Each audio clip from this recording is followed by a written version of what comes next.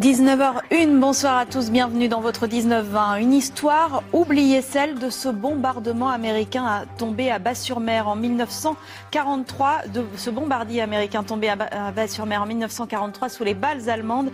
Des pêcheurs avaient porté secours à l'équipage. 73 ans plus tard, les proches se souviennent.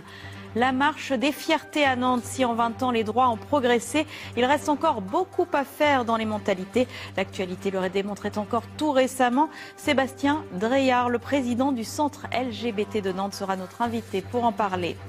Depuis presque 30 ans, il avait un domaine en Anjou, le château de Tigné. Gérard Depardieu a désormais sa rose. Un pépiniériste de la région vient de nommer une variété d'après l'acteur et vigneron. La Seconde Guerre mondiale et dans la grande histoire, les épisodes qui n'en finissent pas de ressurgir, comme celle de ce bombardier américain tombé en mer en 1943 et secouru par des pêcheurs du Croisic. À Bas-sur-Mer, une stèle et un panneau ont été dévoilés ce matin. Christophe Amorio et Jean-Pierre Brénuchon. Les bombardements sur la ville de Saint-Nazaire, de nombreux alliés y ont participé pendant la Seconde Guerre mondiale. Parmi eux, les membres de l'équipage du Yaoudi, un bombardier américain touché en 1943 par les Allemands au retour d'une mission de Saint-Nazaire, ici au large de Bas-sur-Mer. 7 soldats ont perdu la vie, 3 ont été faits prisonniers.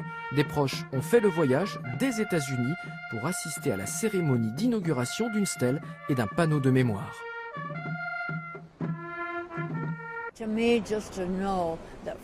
Pour moi, savoir que la France, que tous ces gens viennent rendre hommage aux héros tombés ici, ces hommes qui ont combattu pour la liberté et qui ont eu un comportement admirable, ça me bouleverse tellement. C'est merveilleux. Être à côté de la baie où l'avion est tombé, c'est très important. Et voir aussi que pour que chacun se souvienne de cet événement historique, ça va toujours rester gravé ici. À l'origine, c'est l'Union nationale des combattants de Bas-sur-Mer qui a voulu honorer la mémoire des soldats américains venus libérer la France, sans oublier les marins-pêcheurs qui ont réussi à repêcher vivant un mitrailleur et le pilote du bombardier. Mon père était à la barre, il essayait de rentrer au plus vite, alors il ne pouvait pas lâcher la barre, quoi. C'est les gars, l'équipage qui sont occupés du pilote. En plein mois de janvier, très froid. Enfin, ils ont réussi à le sauver quand même.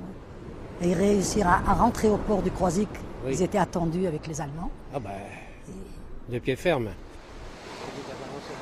Il existe un chemin de la mémoire en France, mais il est fort peu illustré dans notre département. Or pourtant, notre département a été très fortement marqué par le dernier conflit mondial.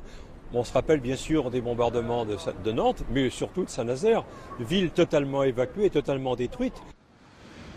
Inscrire des faits de guerre dans le paysage au plus près des lieux où ils se sont déroulés, c'est l'objectif de ces circuits de tourisme mémoriel qui se multiplient depuis 6 ans sur les côtes de la Loire-Atlantique.